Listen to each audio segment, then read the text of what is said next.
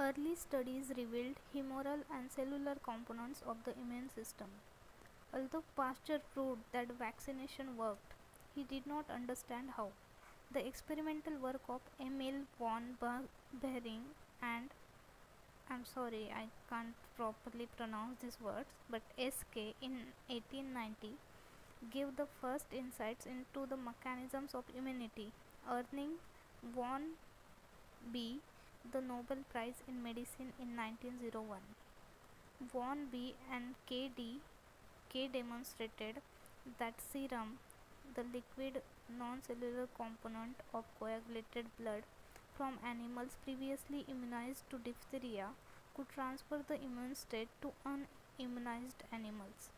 In search of the protective agent, various researchers during the next decade demonstrated that an active component from immune serum could neutralize toxins, precipitate toxins, and agglutinate bacteria.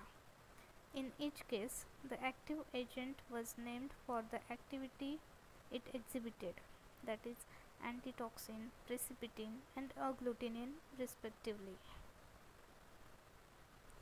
Initially, a different serum component was thought to be responsible for each activity, but during the 1930s, mainly through the efforts of Elvin Cabot, a fraction of serum first called gamma globulin and now called immunoglobulin was shown to be responsible for all these activities.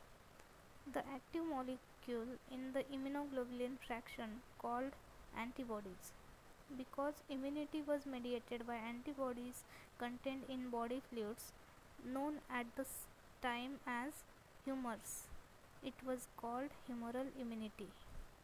In 1883, even before the discovery that a serum component could transfer immunity, Eli Metchnikoff demonstrated that cells also contribute to the immune state of an animal. He observed that certain white blood cells, which he termed phagocytes, were able to ingest, that is phagocytose, microorganisms and other foreign material, noting that these phagocytic cells were more active in animals that had been immunized. McClintock hypothesized that cells rather than serum components were the major effector of immunity.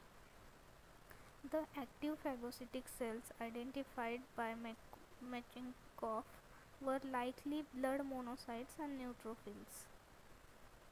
In due course, a controversy developed between those who held the concept of humoral immunity and those who agreed with the McClintock concept of cell-mediated immunity. It was later shown that both are correct.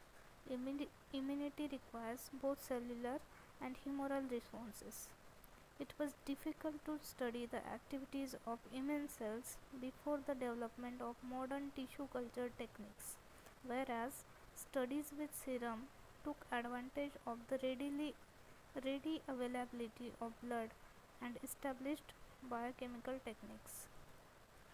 Because of these technical problems, information about cellular immunity lagged behind findings that concerned humoral immunity. In a key experiment in the 1940s, Merrill Chase succeeded in transferring immunity against the tuberculosis organism by transferring white blood cells between guinea pigs. This demonstration helped to rekindle interest in cellular immunity. With the emergence of improved cell culture techniques in the 1950s, the lymphocyte was identified as the cell responsible for cellular and humoral immunity.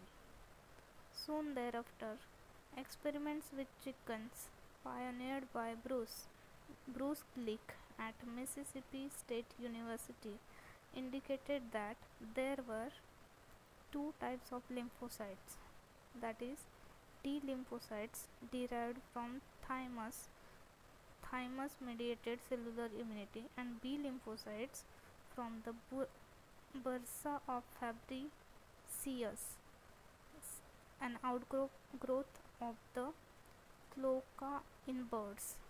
were involved in humoral immunity.